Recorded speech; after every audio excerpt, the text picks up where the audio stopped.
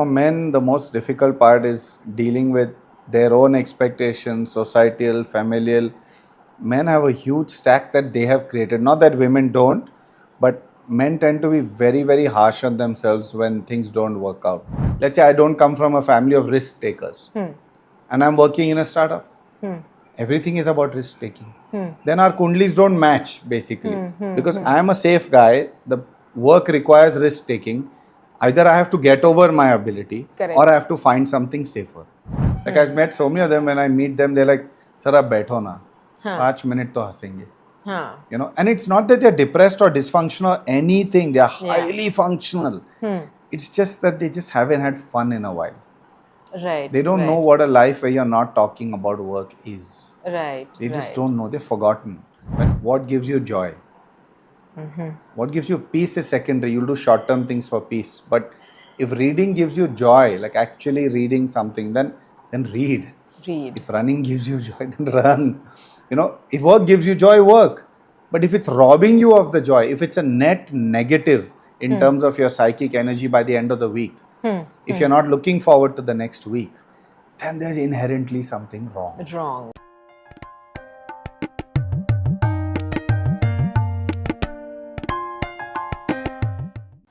Namaskar, welcome to the Meeting Point podcast. I'm Sarika Vasudev, your host for this episode. So कहते हैं मर्द को दर्द नहीं होता. Is that really true? So to understand this subject, we have invited Dr. Malhar Ganla, who is the co-founder of Freedom from Diabetes and Obesity.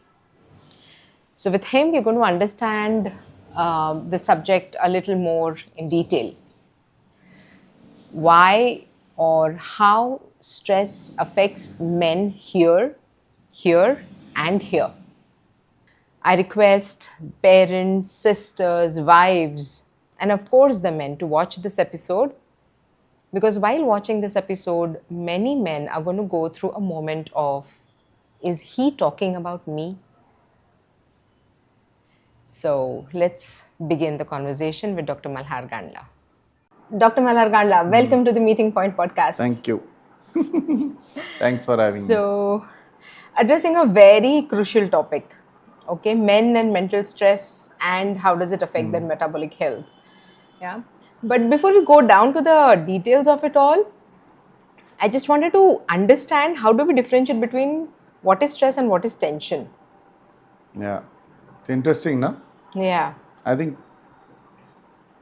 stress primarily is something that is in a way debilitating over a long period of time and kind of paralyzing also. Okay. You're just not able to move past it and it's gnawing at you and physically, mentally, it's taking a toll. Tension is you're just gnawing at an issue, just taking something and you're overthinking it, And move on. Temporary overthinking, So Okay. like I'm tensed about an exam. But the exam's always gone. But Right. stress doesn't leave you. It's just it's omnipresent and starts building up and starts holding you back, becomes a handcuff. I think it's That also is- concern and tension are the same. Concern is also I'm concerned about my child who's in the US. I'm tensed about my child, but I can get up and go to the gym. Stress is something when you have a parent at home or you have an ailing, someone, and then there's real, you're held back. Okay. So now coming to understanding, very basic fundamental question many people wonder about. I do gymming, I do dieting and all that. But the weight or the stress does impact their metabolic health. So how should they go about it? It is going to, I think, see, between 30 to 60, there are responsibilities. There's a lot of human-to-human engagement, so there's conflict. There's going to be expectations in terms of work and so many aspects of life where it goes unfulfilled. You don't get what we want. Dealing with unfulfilled requests or expectations. I think there's just so many avenues that we were never prepared for. Okay. So I think having set expectations is the most crazy thing to do. I think all of us should just settle down. Coping mechanisms come secondary. But same as obesity, we say, it's not what you're eating that's causing obesity, it's what's eating you. Similarly, in the world of stress, we can keep talking about the post factors, how it's affecting you, metabolic syndrome, but where did the stress come Come from? from. And you can't always change if it's an external stress, which are exoteric, something out of your control. But when they are internal overreactions, disproportionate reactions to normal day situations, then you know that there is something wrong with the way you're basically Yeah. becoming hypersensitive, or you're just overly concerned about stuff that you need not be concerned about. I Concern think that is about. where people are struggling to draw the line now. Okay. you know. And how does it go deeper, as in affecting the metabolic health and all of that? I mean, there is a whole hormonal response to it. I mean, there is end of the day cortisol and all these things are there. Your body is built to deal with the basic stress, basic stressors. So the Right. survival kind of stressors, Correct. call to action, it's there. The whole mechanism, adrenaline. But after a while, there is no real hormone for interpersonal stress. It's not a fright or flight situation. It's something which is just constant lowering of the self-esteem, or you're hurting yourself at the end of the day, and that low feeling after a while translates into mental health issues like depression, low dopamine, low serotonin, and those are a very difficult thing to get out of snap. Okay. You can't just call to action. Yeah, you can shop online, or you can eat something tasty, but after a while you'll know that you've not solved the problem. You've not solved the problem. So, And you've worked in so many countries. So are the stress levels or the reasons the same? Have you observed anything of that sort? it's ironical. Last year I went to about 8 countries, and I sat in rooms with CEOs, with you know all kinds of range of people, and I asked the same question: is there anyone here not stressed? Not stressed. And there wasn't a single person who put their hand up to accept that they are not stressed. These are these typical first world problems. Like I usually joke, my fourth house is not on rent, or my third car service is due, and whatever, they're not giving the car back, or like my wife, we joke her diamonds are too small. These kind of weird first world Yeah. problems, which are not really problems. Yeah. But I'll tell you where I have found that people convince themselves that the urgent, whatever is urgent, is a source of stress, Okay. rather than focusing on what is important. So if you know your health is important, you won't focus on it, you'll focus on the disease, and that disease makes it urgent. But overall building health, so mental strength, reaction, coping mechanisms, these are all actual factors that you have to work on when the sun is shining, when it's you have to make hay when the sun shines. But I find Right. people focus on everything when it's gone, which is primarily where the problem starts. Like you want to get rid of an unpleasant situation somehow, and you can't just snap out of it like that. We aren't built like that. Right. You have to let that move. The Buddha always said, right, this too shall pass. So it will pass. Like I always told many menopausal women, don't make any big life-changing decisions between 48 to 52. Just don't make any decisions. And that's the time the kid might go to the US or whatever. You just stay calm, let those 4 years, because you're not yourself there. If you make a decision there and then it turns out to be something you didn't want, just to get rid of that unpleasantness temporarily, then you'll end up in, like running a marathon, for example. Okay. You may not be hormonally, physically strong enough at that time, but you'll do anything to fix the thing. So you get up and run a marathon, you wreck up your knees or your lower back, and then you'll end up in trouble. So it's better that when things aren't going well, don't make big decisions, and just hold on. That pressure is added. Just chill. I found this in my life also, that whenever things are not going, maybe 3 months a year, things don't go your way. Those 3 months, don't start renovating the house to keep your mind busy. Such a simple thing to incorporate, isn't it? Yeah, But, just like I find as I get older, there are longer periods of now so-called lack of performance. Forget high performance. You're not able to, your old standards that you had, suddenly the body is not recovering fast enough. You're not responding to conflict well. You're carrying things in your head. You're starting to eat more junk. Ice creams come back in the house. Biscuits are happening. yeah. You're aware, but you're not able to snap out. So it's a classical relapse phase. Okay. Relapse is known 3-4 months in a year. We are all humans. If And this is all hormonal. no, it's just the human experience. Okay. We love pinning it to something. Now it's chicken or egg. Did the hormones come first? Did the situation come first? How are you going to fix it? You have to just wait for it to pass and don't do too much damage.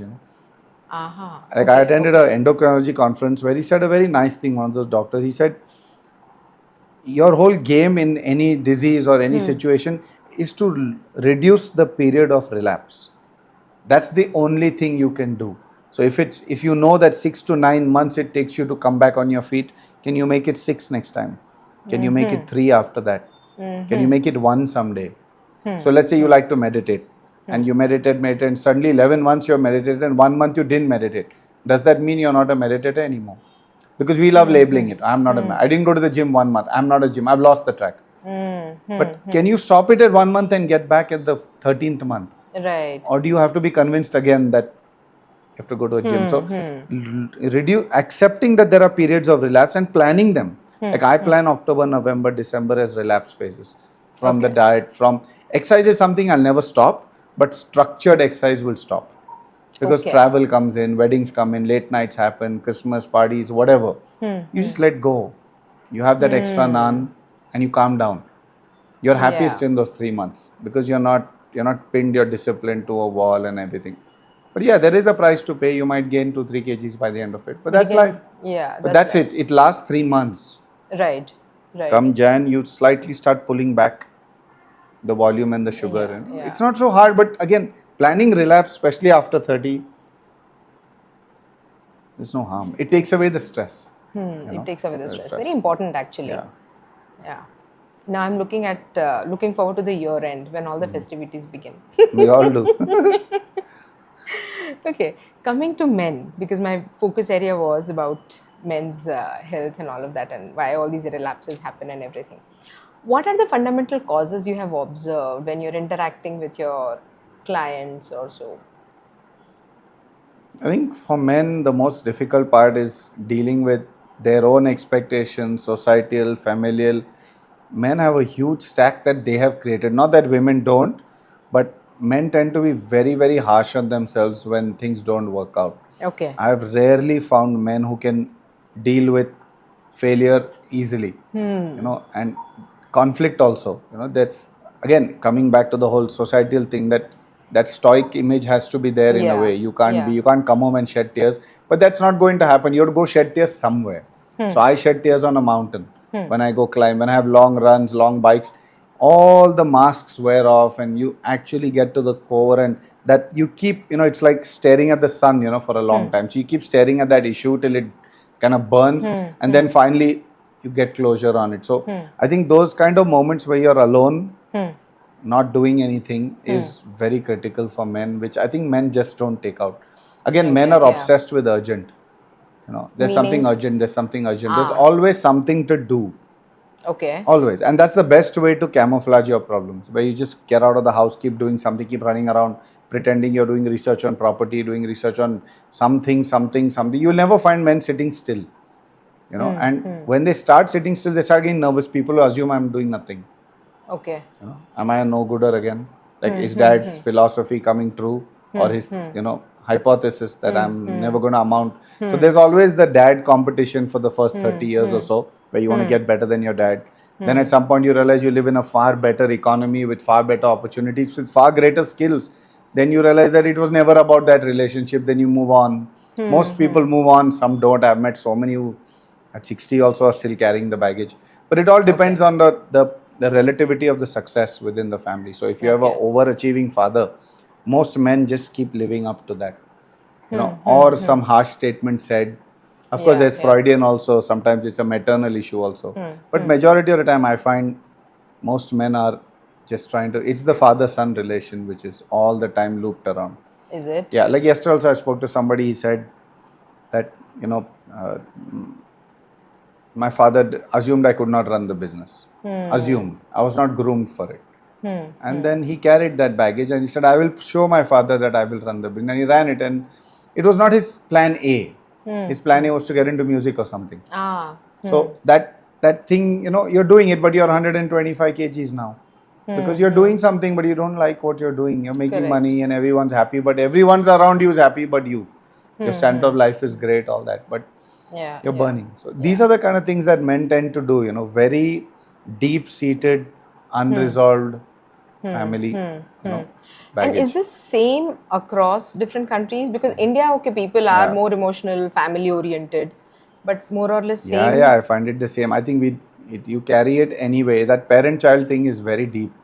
Okay. I think it takes a lot of therapy to close that loop. Yeah. Yeah. And if you then get into another toxic relationship where you carry your parents into your marriage in your head, then that creates another layer, because then that spouse has to parent you. And then that creates more layers and layers, and you start acting like a child. And I've had so many participants where that spouse is basically become a parent, and you Oh. start fighting back because you're like, I don't want one more parent. more I'm done parent. pleasing two of them already. And then but you act like a child. You act like a child, you're going to get parented. You're given Right. permission and you're screamed at. And so Right. there are a lot of loopy things, which I think people at an individual level have to just sit down and accept that, I'm not sorted in that one domain. I need to close this loop. But do they realize themselves that, like, No. I'm getting into the loop, or I am causing stress to myself? Is there, like, they don't No, realize no, it no, no, till no, like no. some damage has happened? No, they don't know what's going on. It's always collateral, right? So you see the collateral in terms of weight gain. You see it in terms of, avoiding social interaction, lots of awkwardness. You see it. You just see it. Isolation. It's very clear symptoms are there. Not that everyone has to be an extrovert and go out. You can be an introvert and be happy. But I'm sure everyone wants to create value at some level. So if you're not able to create value, not able to make a decent living, Yeah. something's holding you back. Correct. So, like, they say ki, okay, you can go to the gym and strengthen your muscles, or you can meditate and relax your mind, or whatever. Is there anything that they can do to figure out that, I am getting stuck in this one perception, or overcome it, or whatever? Yeah, there are many cases where I have found one metaphor. Again, it's very decade of life driven, because the impact of that baggage on the context in that decade of life. So if it's work, it has a peculiar effect on the work relationships that you have. If it's marriage, it has a different effect. If it's during menopause, it'll have a different. So every decade of life, in academics, there was a different pressure. But you carry the same instinct into it. Your reactions are still the same.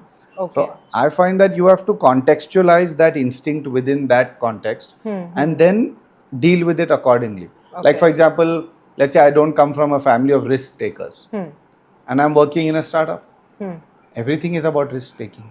Then our kundlis don't match, basically, because I am a safe guy. The work requires risk taking. Either I have to get over my ability, Correct. or I have to find something safer. Correct. There's going to be no third alternative. Yeah. Either or, I'll always be uncomfortable in that workplace, because they keep talking about taking risk, and I'm like, nahi, wo nahi hoga, because I'm the pessimist all the time. So I think that it's either you find your tribe and settle down. I am like this only, which is fine. Yeah.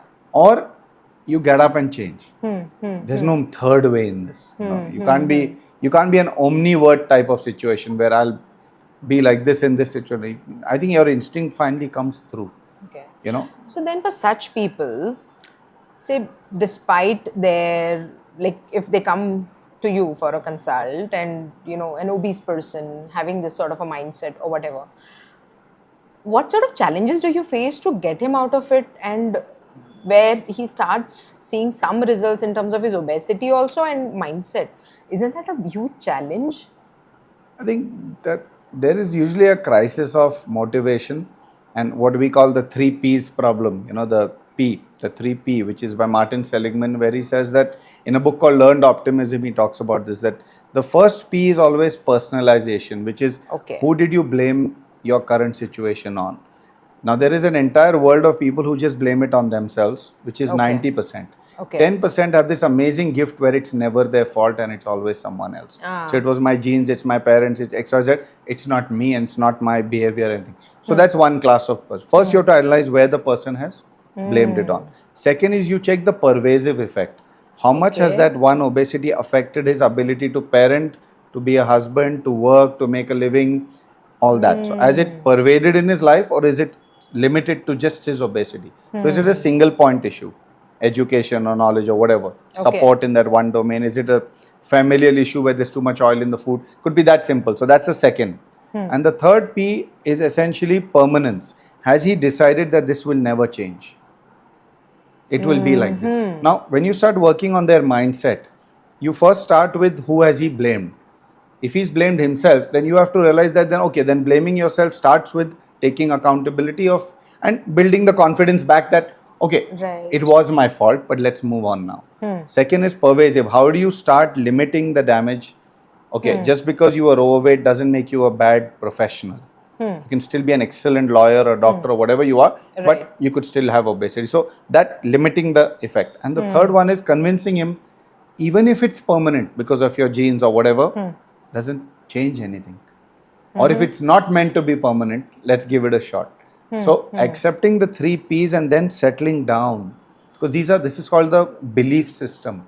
Okay. For any situation, especially a negative situation, the 3 P's test helps a lot. Oh, these are wonderful. Yeah. So This sort of gives you a lot of, so a structured approach. he even has a no? way of dealing with it, which you can read, the ABCDE system. But essentially, there's a lot of conflict management there. The negativity. How do you go from being a learned pessimist? So nobody was born obese. Right. You became obese. You fought your way through it. At some point, you just learned to be pessimistic. That no matter what I do, nothing's going to happen. So you've given up. The 3 P's are in place, and you're paralyzed in a way. The 4th P. But then you want to come back. So then you first start with sort of disputing your belief. Ki, you know what? Let's give this a shot. Then you get little objective. Ki, the first, whose fault is it? Okay. Is it really affected the other parts of my life? It doesn't. You just compartmentalize. It's just one part of my life that I'm not perfect society. Otherwise, I'm fine. And the 3rd P is permanence. It may or may not be permanent. Permanent. And even if it is, so what? So that kind of thing. So they have to learn to really rationalize in any situation. Like I've had so many injuries. The 3 P's always helps. First takes responsibility. Second ensures it's limited to that domain. And the third, is it really permanent? If it is, find your peace and move on. If it's not, then why worry? Got it. So yeah. it really helps, Yeah. So this is very interesting. So, so when a normal diabetic person, normal as in somebody who's diagnosed or whatever, goes to a doctor, they are given those, what are those tablets? Metformin. Metformin, okay? And they start having them or whatever and everything. But those underlying issues they're not addressing, right? So, and they're stuck to that medicine lifelong. Again, that's the P test. Is it permanent? Yeah. You have to have that honest conversation. Correct. So I have found in my experience that most Indians, when they get diagnosed as diabetic, again by most I mean 60 to 70%, there is the low secretor category who has a 50-60% drop in their insulin production capacity. Okay. They are the what we call low BMI diabetics. They suddenly become very thin. So that's a different category. They will need medicines or insulin. Okay. We're talking about the overweight diabetic who essentially the body at some point said, okay, I can't manage this anymore. And you got diagnosed, your HbA1c went up. Now, let's say your college weight was say around 70, like mine was. Over the years, I became 90, maybe even 100. Now, my organs aren't built for a 100 kg body. They were built for at most my body weight, what I call plus GST. Yeah, max 20%. Okay. So if I take 85 kgs as my vertical limit or horizontal limit in terms of weight, my body will pull that off, assuming it's strength, weight or whatever, even if it's strength or whether it's fat. Okay. Beyond that, we are going to start risking, because the organs can't cope. Now they are running round the clock over time. So the first step we normally do is we bring the weight down, because our food consumption, finally food like a drug has a dosage, which is mapped to your body weight. So every drug you buy is grams per kg. Food like carbohydrate, protein, fat is also grams per kg. So we normally eat 3 times our body weight in grams for carbohydrate. That's what a sane person eats. Okay. So if your weight is 60 kgs, typically you would eat about 200 grams of carbs in a day, assuming you didn't go out. Okay. Just roti, sabji, dal, chawal stuff. So 200 the body can easily manage. Problem is when you start eating 300, 400. You have now protein. We know it should be at least 0.8 to a gram per kg. So if you're 60 kgs, that's 60 grams. But you start having 30 grams every day. Then the remaining 30 goes again back to carbs or to fat. Correct. Now fat also should be around 1 gram, 1 ml per kg. But we never have it because we are very fat avoiding. So we'll stick to 30 ml.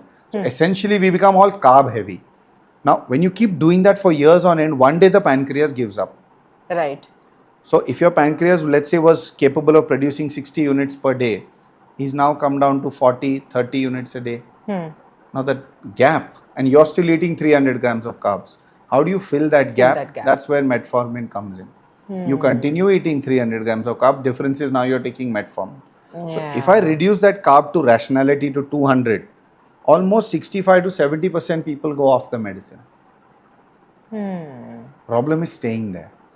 Problem is bringing the fat and the healthy carbs, healthy protein, healthy fat and protein up. That's hard. People don't want to do that homework. And of course, driving that excess weight and fat that you have through exercise, burning it off, and fasting your way through it. And all the strategies are in place. Problem is, people just, they understand all of it in theory. But we are all victims of our environment. End of the day, affluenza, it's called. You have the money, there are the apps. Food science is incredible. I mean, look at the food available. I mean, there's a theory that if you eat, let's say you drink a cappuccino today in a Starbucks, theoretically or the addiction wise, you will go back in the next 3 days. Okay. A person who has a tendency to get addicted will go back in, not just to the casomorphins in the milk, but the caffeine. And there's a lot of additives put in to hook you. So you will go back in the next 3 days. And then you'll go back in the next 48 hours. Then you start going every day. They all have science to pull you back, which is not a bad thing because every company wants habit-formed customers. Yeah, but doesn't for make you them it can wrong. be. For you, it becomes crazy. Yeah. Because you haven't stopped your home food. You have just added a 250 calorie cappuccino now. Right. So such additives you're saying could be in every food that is available They today, are right? in every food that is available. Habit forming things, Coke has it, everything has it. The question is, you also have the potential to get addicted. No, it's not just the food. It's targeted, no? Correct. At something. Correct. Yeah. Nothing wrong. Is it? Like I remember this incident, there was this bakery place, like they would bake. So whenever you are going in a mall and they're right there in the center and they're baking right there, the fragrance, the whiff itself makes you tempted to go and buy it. Absolutely. So, and I guess they would be and adding... nothing wrong. Nothing makes... Again, there's a saying in dietetics, dosage is poison. Dosage is poison. Having a piece of bread doesn't mean bread is bad for you. Having a banana doesn't mean bananas are... Having 6 bananas at a time and 6 slices of bread and servings are that big. Right. Then Moderation. Dosage, same thing happens with paracetamol. You have 3 paracetamols a day for fever, nobody's going to stop you. Start having 15. You're going to have toxicity at some point. So the same thing happens with food, except the symptoms are not so quick. Symptoms will occur after a period of time. Right. So, men usually, when they are under stress, take to various, find various ways of overcoming it. One could be alcohol, smoking. And very few will probably think of, okay, I need to go for a run. But it's increasing. So, it's increasing. The awareness of using exercise as a coping mechanism is starting to increase. You see more and more men now starting to work out. It again goes back to a cultural thing. Will this please my dad? Okay. If your family carried that culture of where exercise was a large part, like sport growing up, then that little athlete in you couldn't become Virat Kohli. That little bit always goes back saying, okay, now I can please dad. Like if you read one of the famous books, Don Felder, one of the top guitarists for Eagles. The last line of his book, his autobiography says that. After all the success, he says, I think now dad would be pleased. Oh, wow. It's just so weird, that at the core of it, a man always wants to live up to his dad's expectation or initially do better than it's just the way it is. It doesn't make it right or wrong. Okay. And it's a nice primary driving force. But going back, coping mechanisms wise, men tend to finally men like camaraderie, the bromance part of it. You go hang with your friends, you have a couple of laughs. Like I think most men need just 4 friends. And that'll sort it for them. They don't need 5. They don't need fans. They don't need anything. They need 4 friends. And I think if those 4 friends don't drink or smoke, it'll help. Ideal. It'll help. Or if they all grow up, like my dad, till 48, 50, his best friends. They used to smoke, drink. The money had just come in. They started going to 5-star hotels, and India was starting to boom. At that time, he had this revelation that, okay, we can't be doing this, and he Okay. started going to mountains for hiking. They followed him. 2 years later, they had all quit drinking. They had all quit smoking, and today, all three of them at 75 travel the world together Oh, with their lovely. wives. It's just that because one did it, the others were wise Yeah. enough to, Follow. because they realize he's not wrong. But then in today's world, it's come down to I earn more than you, or I have more assets or whatever. So, I'm smarter, which is the problem. I think, we're becoming a little westernized in that sense that, Okay. that ability to quickly learn from a friend and move on is not there. There are still incomplete cycles at an individual level. Like, I think that generation had lesser cycles. Yeah, they were very go with the flow type. What they didn't know wasn't their goal. Now you Correct. know too much. Now you just seen the Elon Musks of the world. Now you've seen some YouTube influencer. You're like, I can be that guy. Yeah, So now you're yeah. chasing that goal. You never even thought about it for the last 30 years. Correct. I think men have to be damn careful with goal setting. Damn careful, because it is. I mean, goals are literally like drugs to a man, because you dangle it and you're just going to spend 5 years. I've done that in the past and I'll never do it again, because when I set a goal, I just spent, I don't know where 10 years of my life went, because it's just so linear. You block out Yeah. the kids, you block out the family, you block out Everything, everything, because it's all about you and that goal, and whether it's an Everest, Yeah. and you have to climb it. Oh. Wow. And Yeah. all or none. Men are usually, it's an all-sum game. Either it's all of it or it's none of it. Am I successful? Am I not successful? There's no middle path for men. But then how do they work towards it? Like, I guess I'm sure many of the men audiences who will watch this eventually will probably get your point. But then I've met so many going to 50-year-old men in the consults who tell me, I don't know where the last 25 years went. oh God. The first 10, 15 went in just skill acquisition and climbing the ladder. Then once you climb the ladder, the responsibility became yours. So you went from the guy taking instructions to now the guy giving one. Then you became the one raising the funds and had to deliver shareholder value. So you're just running someone else's race all the time. Meanwhile, you're buying yourself some trinkets on the side. You buy the BMW, you buy the Merc, all fine. Pacify yourself. But finally, on a Saturday and Sunday, you want to go back to that 12-year-old kid who just loves playing cricket in the society. Yeah. But the opportunities are so few and far in between that you're living just this half. And it's very hard. Like, again, I'm just saying it from a man's opinion. Not that women are any less in doing any of this today, but it's just that for me, that's a lived experience as a man. So I think I outgrew it in my 30. When I closed my first startup, I said, it's not for me, because my managing, I had some raised funds and everything, and one time they wanted to replace me politely as a managing director, and I said, what happened? They said, Malhar, there are personality types who run companies, and there are people who, when you have to choose between a hobby, let's say going for a hike on a weekend and going and meeting a prospective customer by catching a flight and so-called ruining your health and delaying your 12-year-old ambitions. If you're the one who catches the flight, you're the guy we want.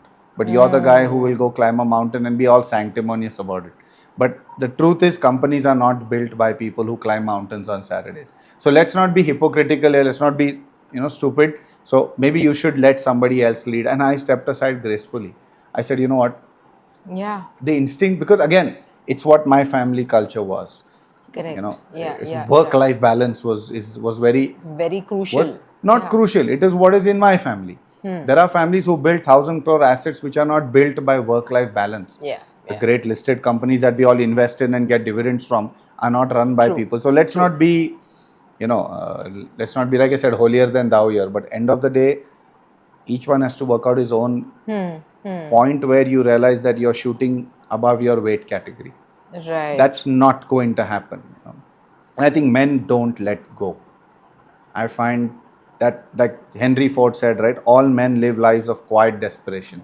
You're just desperate all the time that it's not about what he's got a bigger car. It's just that why am I not? Am I the best I can be? Can I be better? And I think that question keeps you awake at night and just forever never ends, and you never enjoy. It's like enjuta, no, the Swedish word, which means savor the moment. So, the only moment There's that men savor is when they are with their friends. Like my wife says, na, she takes me, we meet our friends only, she says, so I get to hear him laugh. oh Otherwise, he's never laughs. हमने वो jokes I crack, he'll never laugh, but he's with them, he's on the floor. And without alcohol, without anything. yeah, They're just four people, yeah. It's just the way it is, you know. just the way And it is. But that's not how it need be. Yeah, It's yeah, not. yeah, We don't yeah. need to be so. You know, I don't think the milestone theory of achievement for men needs to work. Like you don't need to link it to certain Yeah. at 5 crores and then 10 crores and 25 crores. Like if you keep doing that, you're delaying gratification. Then you wake up at 50, you're like, okay, I have the 50 crores. Now, what do I I do also with have it? diabetes, I have blood pressure, I have cholesterol, I have a Merc, but you know, Yeah, yeah. have met billionaires in the same situation. They have it all. They have standing offers to exit the companies. They have no idea what to do if they exit, and they're scared to visit that part of life because they don't know what the other life is. I'm not pitching the other life. All I was requesting them is you have when you came to us first time you were just diabetic. Now you've got all three, the trifecta, plus you're overweight. How do we pull this back? And there's always some urgency when you're running a billion-dollar enterprise. Yeah. I said, how do I convince you to? And you're just 48 years old. Wow. And they're like, they just become victims of their own success. You know, they're like, we understand everything, but instincts are so strong that I have to do. Wow. We can't stop. Like, what will we do if we sell this company? Yeah, we'll get like 4,000 crores, 8,000 crores. What do we do then? It's that classic who moved my, like, what do I do now? Like, What do I the do now? Mexican farmer kind of thing. Like, it's interesting, but it's very hard to, you can't, all I tell them is, let's find periods of bromance with yourself. Like, let's go for 1 hour to the gym once in a week. And they start going, they start seeing the value. And I said, when you're in the gym, you're not sitting and innovating what more you can do in the factory. That's not what you're going to the gym for. Right. You're with yourself. And they get the point. Slowly, their gym time becomes 5 hours a week. Their food starts cleaning up. They become less reactive at work. They step back in the boardrooms. It all starts with that 1 hour of solitude in the gym. It really does, you know. And these people are too high strung to meditate. Too high strung. Like they're like, you know, there's always one shouting match every day, you know, in the factory. So it's again, I've been there, visited, sat with them because I wanted to walk in their shoes. Yeah. It's not easy. Like I do empathize with it, but you know. Wow. You've already said that meditation doesn't work with them, and even I would assume can't sit stable, can't sit. Too many incomplete cycles. Yeah, yeah, and mind would be wandering everywhere and everything. And they're not that. Yeah, yeah. So for them, what? Stepping out, like going to a gym, they like movement. run, bromance. They like movement, yeah. Yeah, yeah. Just periods of laughter. Like I've met so many of them. When I meet them, they're like, "Sir, आप बैठो ना, 5 minutes तो हंसेंगे." You know, and it's not that they're depressed or dysfunctional or anything. They are highly functional. It's just that they just haven't had fun in a while. Right. They don't know what a life where you're not talking about work is. Right. They just don't know. They've forgotten. When I take them to the mountains, we got the Himalayas, they're just quiet, you know. They're like, you know, like, ऐसा भी होता है क्या? Like, they're like seriously like this is nature or like, you know. But then they pride themselves on the fact that they haven't taken a single leave in 25 years and they've built 1,000 crore, 5,000 crore company. So there's a lot of pride in what they do. There's no regret. Yeah. It's just that slowly I show them, you know, that's a fly catcher. And then they're like, oh, that bird is called fly catcher. They're very happy to learn new things. But they're not keen on giving up what they have. But I convince them that nobody's asking you to give up anything. Just 80-20, you know. Even 80-20, yeah, because the body's giving up. It's not your mind that needs all this de-escalation. It's your body. Can't be secreting cortisol all the time, yeah. No. Wow. But it's like I said, it's fascinating. That life is different, you know. It's a different life. So and the stress that we're talking about is damaging in multiple ways. Like you said, organs. yeah. So we're just not restricting ourselves Yeah, to it's the maybe. acid. Yeah, there's so much acid being secreted all the time. There's always an emergency. There's always an emergency, and there's always a culprit. So you're always in punishment mode. You're in CID mode. You're finding stuff. You're the judge, jury, executioner. And Indian companies are very centered, right? There's usually one or two decision makers who the buck Yeah, stops yeah. there. Yeah, So, yeah. it's very stressful, yeah. And it is what it is. The rewards are yours, but then so is the Okay. stress. So So then solutions are small or few for them. I think they have to work out their own. Their They own. have to work out their own. Like what we have started doing a year back is telling them to get one massage once a week. So they just go and get a massage once, and that 1 hour is there. So we tell them take one morning off. So get a yoga class, get a massage, and that's it. Just chill, read the paper, go through Instagram or whatever. Just don't show up to work till second half once a week. Oh, This is okay. something we have been telling all our CEOs. You forget the exercise and the diet once a week, but they find that very peaceful, and their cortisol levels are very low that day. Correct. They start looking forward to it. The earlier night they sleep better. Kal subah ye hai, very nice. Like we have found that horses, for courses, like we have found this suits this gentry, of a stressed corporate executive, 45 upwards, is not in the mood to go and bench press. You wouldn't mind if someone came home and gave him a nice peaceful massage, some music, then go meet some friends at night. Don't drink. Small things. Right. So one thought crosses my mind is, so body is already under stress, right? Physically and everything. Then if they start going to the gym, where probably, like you said, they start bench pressing or whatever, isn't that adding to the stress? Yeah, it does, no. A lot of free radicals, a lot of muscle breakdown. Yeah. No. So There's no out exercising stress. That's ridiculous. Okay, that's adding fuel to the fire again. Yeah, So yeah. inflammation will rise. Best thing to do is just focus on the food. Yeah, like I said, break into exercise very slowly. The walks, the massages, the yoga classes. These are very useful for 6 months. Okay. While you gravitate towards a slightly more active life. Like there was one CEO, I wanted him to quit smoking. Okay. Just wouldn't stop. And when I met him first time, I just, he was a Maharashtrian, so I could say it a little sarcastically. I said, "Lahan hai iska." Like, really? Like, are you a child? Like, you're running this 3-5,000 crore enterprise. You have over 2,000 employees, and you have 2 children. Forget everything else. Like, what's wrong with you? And because we have had multiple discussions, and he said, that's the only thing I got going for me. I'm like, really? All this happened on its own? And how is all this not you? And we got into a real, deep. I said, I'm amazed. I said, how you have compartmentalized justifying smoking. And then, today it's been 3 years, he's quit. Because he realized the depth of, and the only pitch I could make to him was, as a country, as the world, we need people of your caliber. You are an entrepreneur par excellence. You're the entrepreneur's entrepreneur. You will all invest in you. You're that caliber. And if you were to check out at 55 just because you couldn't kick one silly habit, it'll be a loss for everyone. Yeah. And your family. Besides, that doesn't seem to be a strong enough hook, but as an entrepreneur, so that was the gun. Because he's a serial entrepreneur. He said, oh shit, if I don't start, I won't be able to start more companies. Because I may not be around. Oh, that itself was. But that, again, see, that was his hook. Doesn't make him right or wrong. It's just, each one has their own. You have to find that thing.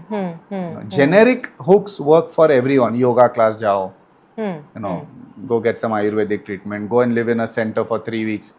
This stuff works for as long as you do it. Now they take Ozempic, antidepressants, all this. This will work. These are all drugs treating another drug. Right. But at the end of the day, it has to come from inside that,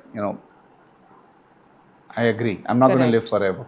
Correct. So the legacy piece, which is 60 to 80, if I'm not going to be around, then it's a disservice to myself, to my legacy. So I think all of us know how to live to 50. Yeah. Frankly, there was a proper flow chart. Do this, do this, do this. Every decade there's a proper flow chart given. After 50, there's no flow chart. Once the kids are gone, what do you do then? What do women do then? Yeah. What do men do then once you have sort of hit your number and you realize that there's a glass ceiling now where you can see it, but the pyramid is so narrow that there's only two people. Like in the army, they have this problem. I met a brigadier once who told me the biggest problem in the army is descent at a level where they know they're not going to rise because it's a very narrow cone at the top. So there's a large percentage who realize that they're not going to rise. And then there's unhappiness at some level. And once you pass that age where it should have happened, then the real frustration, when you're younger, you want to jump the curve. But when you're older, you realize it's not going to happen. And that letting it go, that's the hard one. That's really hard. And then by then, I guess you have become rigid in your thought process and everything. So bending backwards and you become bitter.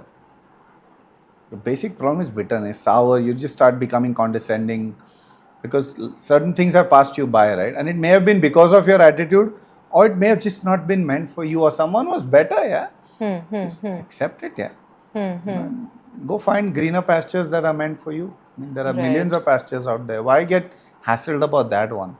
But I think we were not trained for alternatives. There's no plan B for Indians. There's only a plan A. And the plan A was so exotic and so, well sold to us that if it didn't happen, then you're happy to go abroad and live a mediocre life. But you will not live here and live a plan B. So if you were told you have to be Tendulkar and you ended up playing Ranji or just below club cricket, you can be happy, but you won't. You'll go abroad and play club cricket. You'll run away from the situation. But you can't just accept it. It's okay. I'm only meant to play this level. Enjoy it, So when you're dealing with these clients, you have to really become like psychologists or counselors. We treat this part. This part is easy. Easy, isn't it? That's when people come and approach us, the first question they tell me, I said, so what's on your mind? They're like, so I want to lose 10 kgs. So we have to go back. Why did you gain 10 kgs? Why did you gain? So they're like, wo to pata nahi, but we want to lose 10. I said, till we don't figure out why did you gain, what's the point of discussing? Then we'll start talking about whose approach is best. Ni keto karu, ye karu, wo karu. So then we start talking about negotiations on diet then. Still at the superficial level only. We're still treating symptoms. Obesity is a symptom, right? Right. The disease is something else. So knowledge is not the problem. Inspiration is also not the problem. The fear is usually the biggest motivator. Or indignities of obesity, as I say, when people travel in airlines and they get stared at, or when you have to be taken in one of those golf carts. These are all real world problems. But I still find that there is a lack of acceptance in them that they need support. I mean, it's a disease, You can't do this on your own. Okay. It's very difficult. So you spend a lot of time first talking to them, going inside, like. I have to rework their expectations from themselves. That takes me the longest time. Okay. Because they think, and this is true more for women, women think that normalization is the goal lifelong. They are always, my thyroid is malfunctioning, I want to normalize it, I want to go off thyroid medication. My weight has increased, I want to make it normal. So everything in a woman's life, in a consultation setting, is all about semi-anxiety management because of, I just want to come back to normal. So men have a belligerence mindset, which is, so what, I can do it. I'm very successful in one part of life, I can do this also. I can do this also, okay. Or I'm already doing it. I know this much about it. So this is called the Dunning-Kruger effect, right? I know only this much about it. But that's all I need to know. Because I knew this much when I started my business. See where it is now. So they have that amazing confidence based on very little knowledge. I can do it. I just have to put my mind to it. You just tell me what to do. Rest I'll do. I said, why haven't you done it for 20 years then? No, there I was building my business. Okay, fine. So now let's do it. Why are you selling me a brouhaha speech on how you can do it? Let's just get up for half an hour and go for a swim. To be talking about such, then they'll give you the whole plan. I'm going to hire a personal trainer. I'm going to do this. I'm going to do that. There's a whole, like I said, with men, it's always the show pump, show and, With women, it's more about, there's a little, quiet ki, hoega kya? Hoega, sachi hoega? And then normal ho jayega na. I said, your job with your body is not normalization. Your job as the Maslow's pyramid is actualization. You figure out which athlete is within you. Are you a runner, a swimmer, a yogi, a cyclist? You solve the problem at that deeper level The calories take care of themselves. Athletes consume calories for performance. The rest of the world is worried about weight gain. So when you become athletic, like for me, I burn about 4 to 8,000 calories just in athletic activity every week. I'm not so much worried about. Yeah, I still worry a little bit about the qualitative nature of the food. I won't Okay. eat ice cream every day, but you're a little careful. That's all. You won't eat so much. But Right. when you have more muscle than fat, you tend to That eat is okay. rationally anyway. Yeah. When you have more fat, you tend to tip more often. So fat is very tricky. That's why we tell women, if you want to focus on anything, focus on reducing the fat. Forget anything else.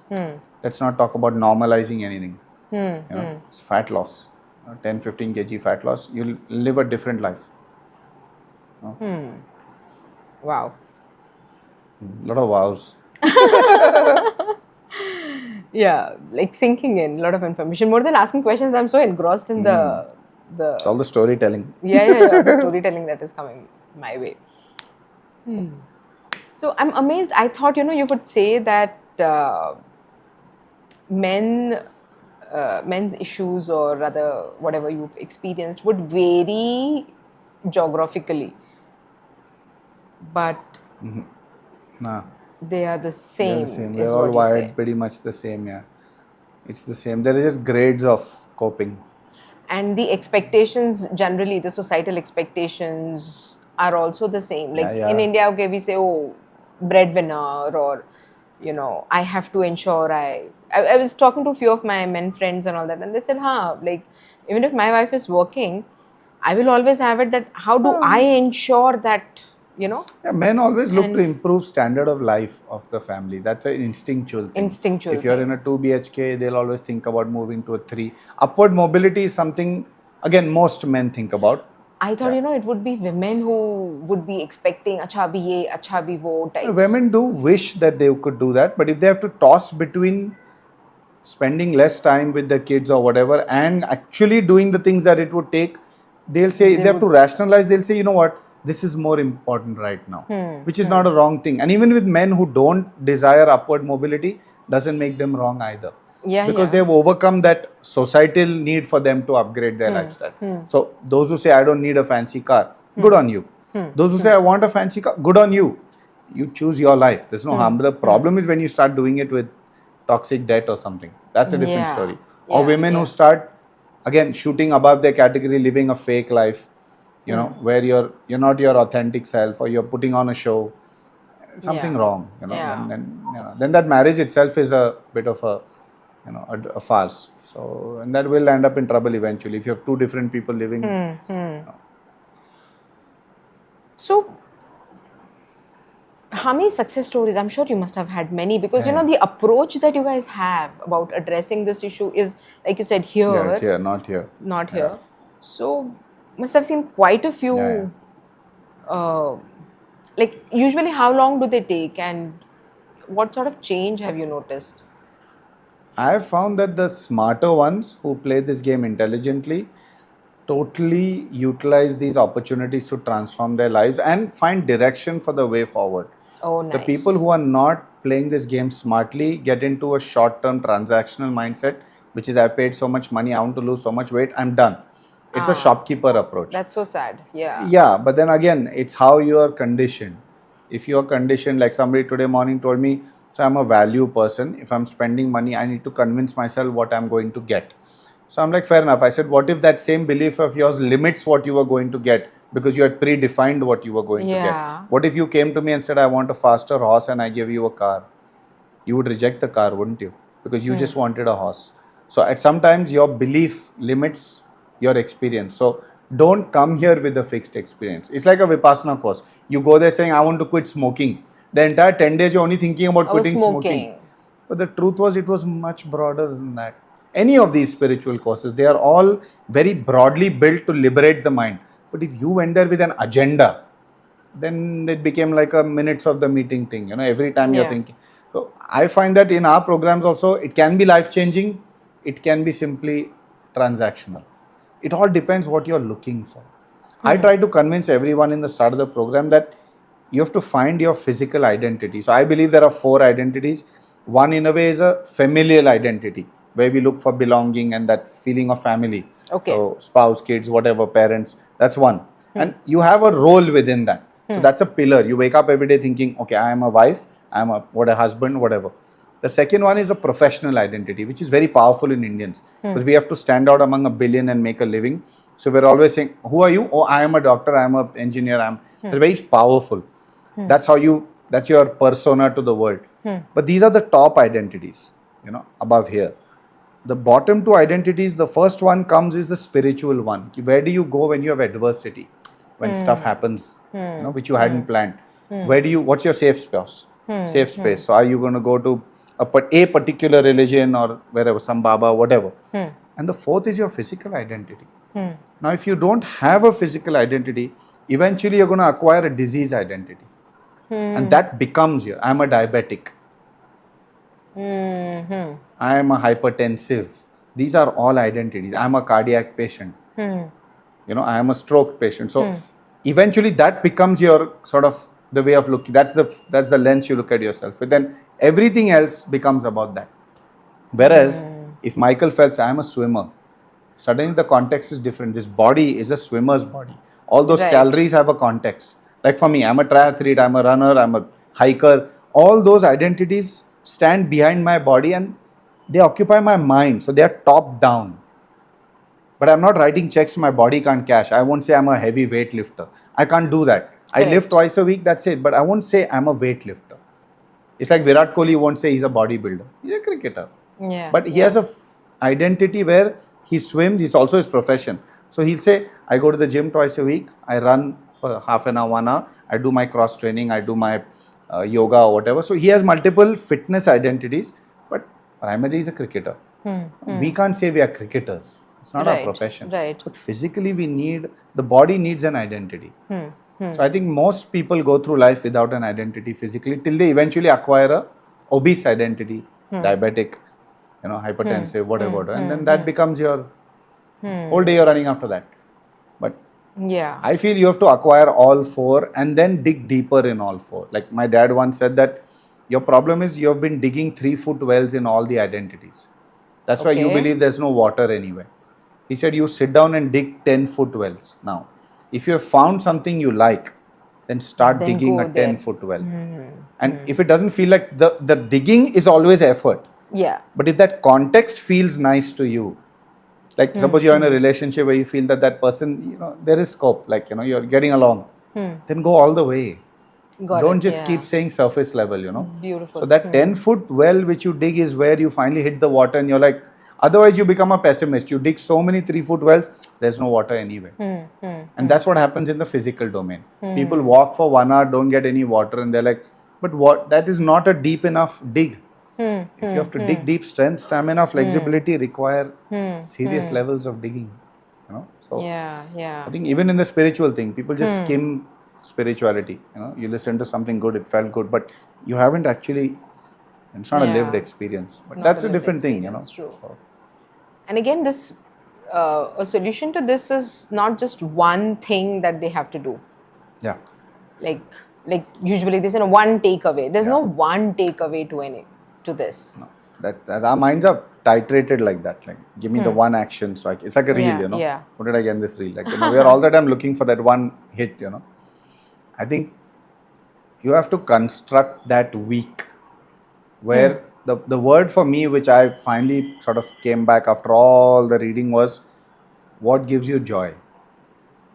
What gives you peace is secondary. You'll do short-term things for peace. But if reading gives you joy, like actually reading something, then read. If running gives you joy, then run. If work gives you joy, work. But if it's robbing you of the joy, if it's a net negative in terms of your psychic energy by the end of the week, if you're not looking forward to the next week, then there's inherently something wrong. Then whatever you do is not going to. You're net negative then. You're basically drained all the time. So even your body, if you're not using these activities to charge the body, then at some point, you're again, like for me, it reached an addiction point where I was doing so much exercise just to feed a social identity or to convince myself that maybe now I'm worthy of parental appreciation or whatever. So you overdo things Men do that with alcohol or whatever. At some point, you realize you have reached a point of diminishing return now. It has started firing back at you.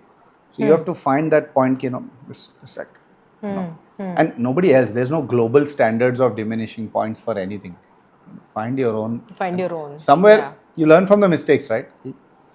And True. it starts showing up in other areas. Like you suddenly become a less effective father or husband, and then you're like, okay, so I got to put that ball down, because if I have to keep juggling these, and can I really afford to put that on? That gives me joy also.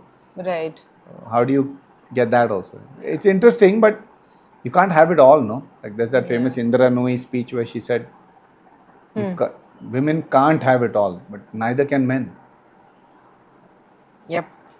But then it's unfortunate that not many also go to the depth of figuring out that, okay, you know what, I'm lacking in these, or my attention here is compromised, right? Because they're so driven and focused on that achieving. Well, again, that's how the world moves ahead, isn't it? There are people like that.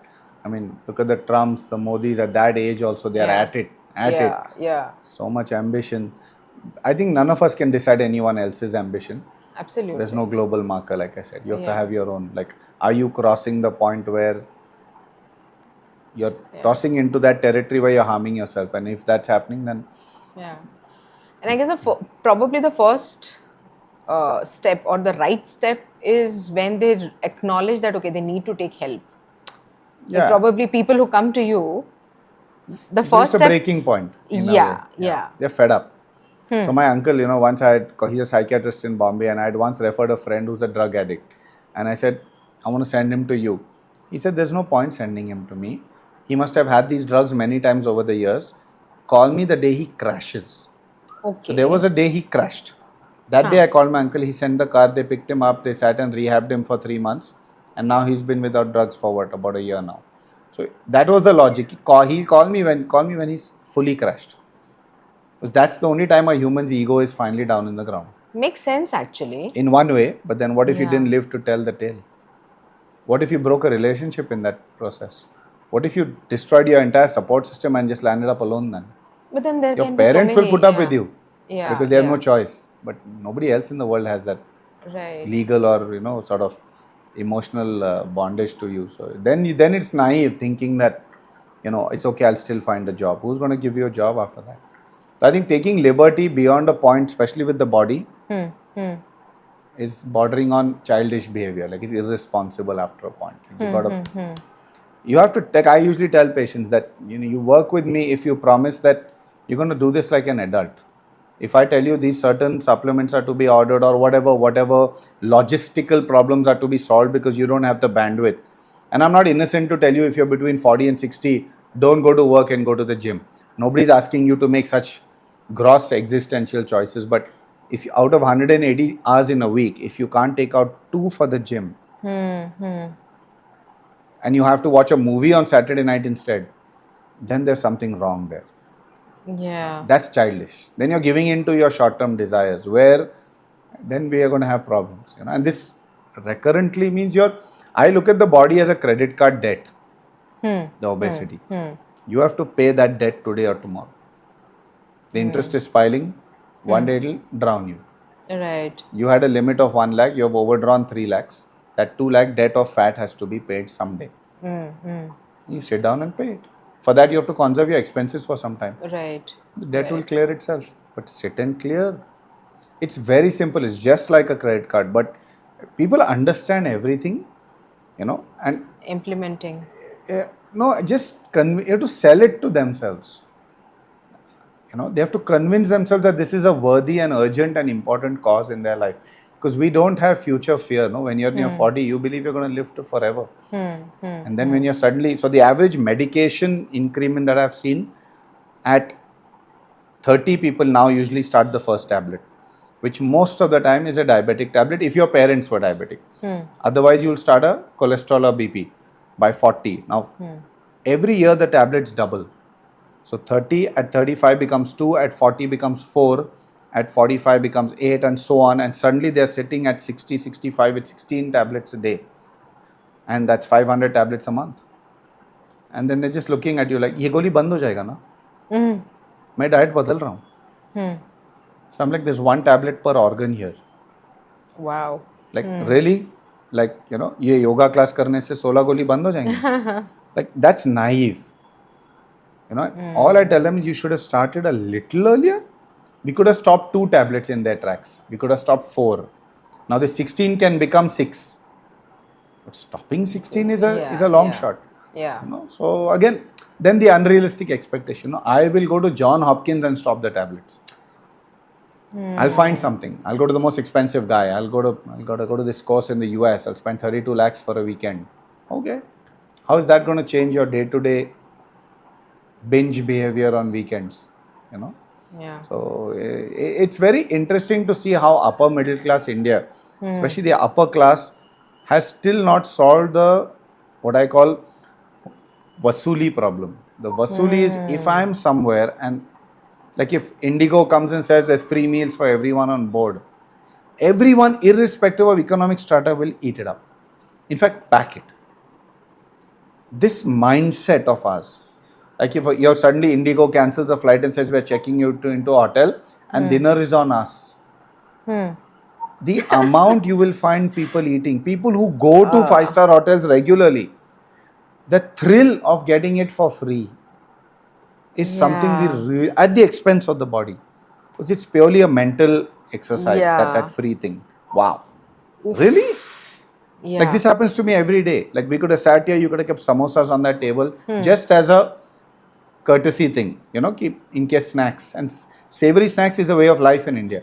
You go to any city, there's a unique savory snack. Yeah. You keep it here. Am I really this thing that I'm just going to pick up both and have it? Or is there some level of self-respect for my body saying, I've had my lunch, I'm going to eat a nice dinner, do I really need that right now? So some kind of budgeting, this vasuli kida, what I call, 5-star behavior of just, in a wedding also, you're giving an envelope for $1,000, hardly 1,000 calories and ऐसे नहीं यार पूरा. Like yeah. It has to stop. We are not a nation who is struggling, at least not above a certain strata. I get 90% is still struggling, but the 10% is not. And that's where all these metabolic diseases are coming. So like I travel 16 days a month. I haven't eaten on a flight in maybe 3 years. Yeah, I heard that in one of your reels. I don't eat on flights, man. You just carry dry fruits, carry a protein bar. That's it. So much, yeah. You need about 100 calories an hour. So if it's going to be a 4 or 5 hour enterprise, carry 500 calories with you. I agree. The airline meal is also 500, but that's not exactly the kind of meal you want to have. Yeah, I mean, give me bloating. It's got a lot of additives. And I saw a beautiful documentary by one of the airlines that said, I think it was Air Qatar Airways. I think they said at 55,000 feet or whatever the plane flies, 30,000 feet, they have your taste buds are about 30 to 50% lower in functionality because of the lack of air pressure. So what happens is you don't get the taste. So they have to add double the oil, salt and sugar to give you the taste, which is why the calorie density rises in these foods. Now these are all realities. It's not their fault. Otherwise you'll say, what is this food? It is tasteless. But stuff they have to do. And why did you go there? But why couldn't you just carry some dry fruits? And it's all about the taste again. It's very interesting when you start doing a little homework. You don't have to make gigantic changes and live like a monk. Right. I'll drink only green juices all day and stand in the kitchen and make kale, avocado and and sardo. The other extreme. And quinoa. You don't have to go there. You can just have roti, sabji, dal, chawal with a little bit of regional pickles on it and get done with it. But or your chicken, whatever fish. Yeah. It's not rocket. But yeah, I have found the biggest shift that I have made in most families are 2 things. One is we have significantly cut oil in families in the consumption. Okay. So I have met families where they consume 8-9 liters a month. Families of 6-8 joint families. And when they come back and tell us after 3 months, they say we have now come down to 1 liter. Wow. That itself, look at the calorie spread.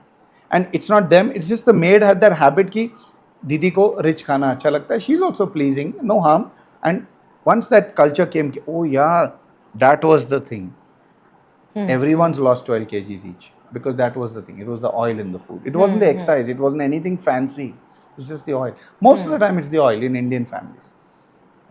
Because the veg food is so calorie light. Where do you get the calorie? There's no protein there. It's all carbs. Finally, you have to It's put all oil carbs, only. yeah. It's just a vegetarian problem. It just is what it is. So Jeez, I'm scratching my head and figuring out, okay, just for the two of us, how many liters of oil? yeah, but it's a good research. You should see your Yeah, yeah, GeoMart yeah. history.